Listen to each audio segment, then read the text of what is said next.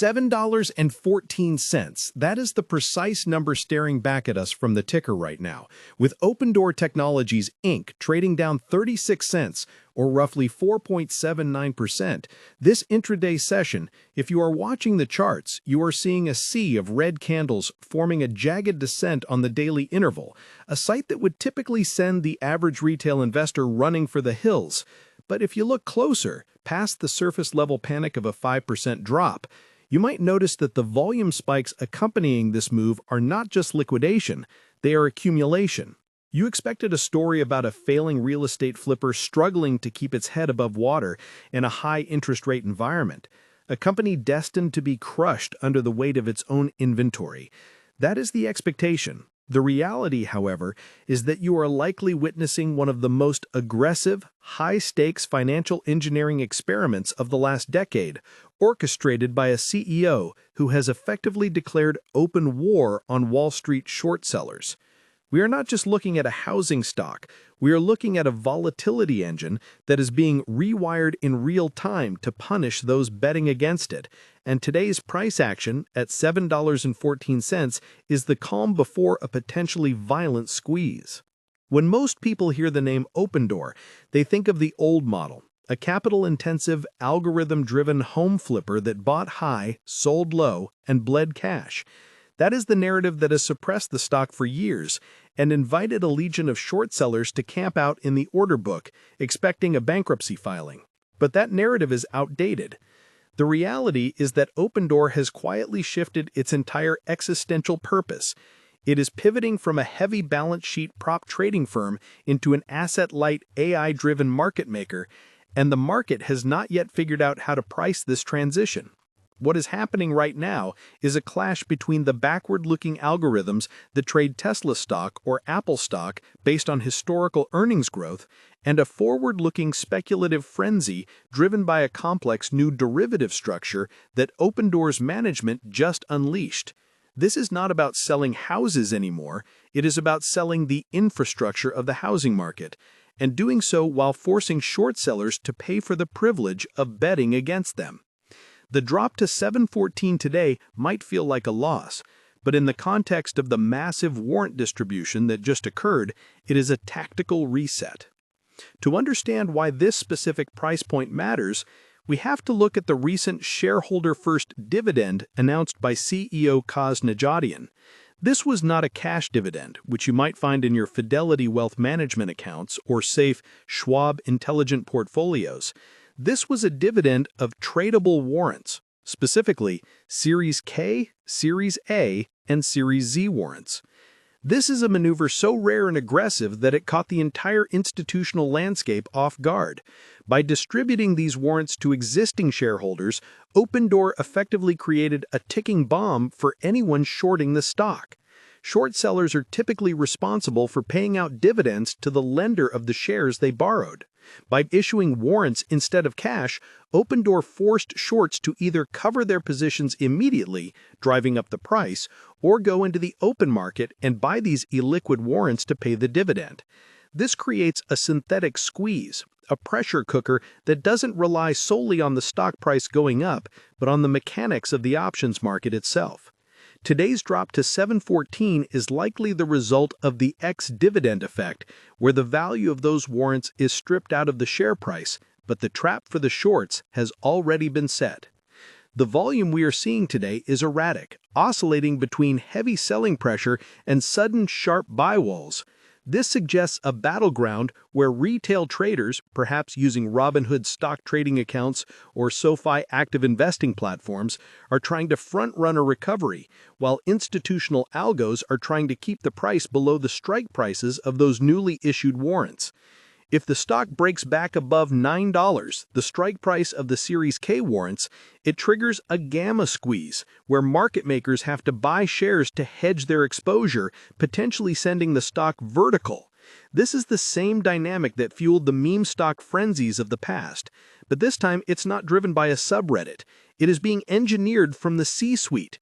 It is the level of corporate aggression we rarely see, closer to a scorched earth policy than a standard investor relations strategy. Let's step back and look at the company itself, because amidst this financial warfare, there is still a business trying to operate. Opendoor's core thesis was always to digitize the home selling process. You go to their site, type in your address, and get an instant cash offer. No showings, no staging, no months of uncertainty. In the zero interest rate environment of 2021, this worked because money was free and home prices only went up. But as rates skyrocketed and the housing market froze, Opendoor's model was tested to its breaking point. They were left holding billions of dollars in real estate that was rapidly depreciating. The common perception is that they are still digging out of that hole. However, the recent earnings reports show a company that has aggressively liquidated that toxic inventory, albeit at a loss, and is now rebuilding its book with much stricter risk parameters. They are not trying to buy every home in America. They are trying to buy only the homes they know they can move immediately, using vastly superior data sets to price them. This is the AI pivot. Everyone claims to be an AI company now, from NVIDIA stock darlings to obscure penny stocks. But for Opendoor, AI is actually the only way their business model works at scale. They're using computer vision to assess home condition from photos, large language models to handle customer service interactions, and predictive pricing models that ingest more data points than any human appraiser could ever process. The goal is to reduce the spread, the difference between what they pay and what they sell for, while minimizing the holding time. If they can cut the holding time down from months to weeks, the risk of market fluctuation drops dramatically. This is the market maker vision. Opendoor wants to be the NASDAQ of housing, sitting in the middle and collecting a fee for providing liquidity, rather than a speculator betting on appreciation. If they pull this off, they become a software company with software margins, not a low-margin construction firm. That is the reality that could send the stock back to $20, far above the $7 range we see today.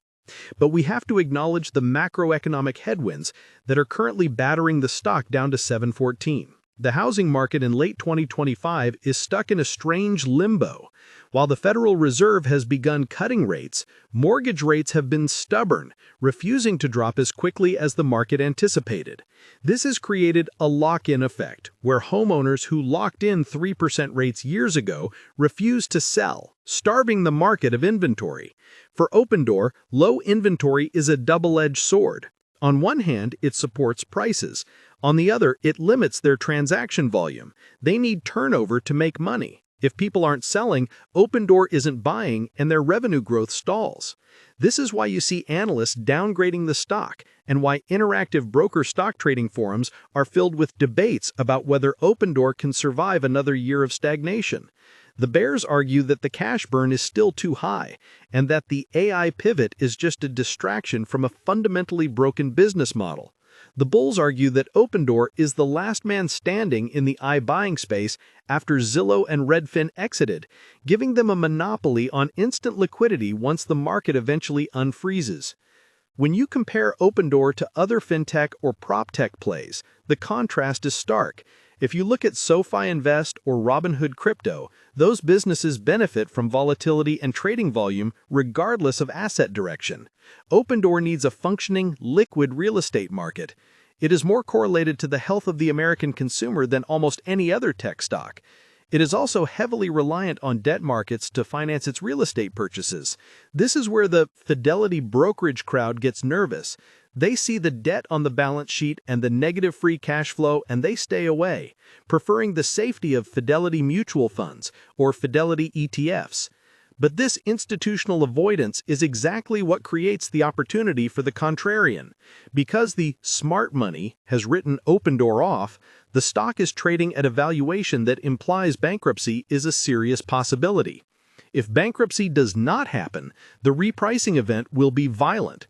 This is the classic asymmetric bet. You can lose 100% of your money, or you can make 500%, but you are unlikely to make a boring 8%. Let's discuss the technicals on the chart for a moment. At $7.14, we are testing a critical support level that dates back to the lows of the previous correction.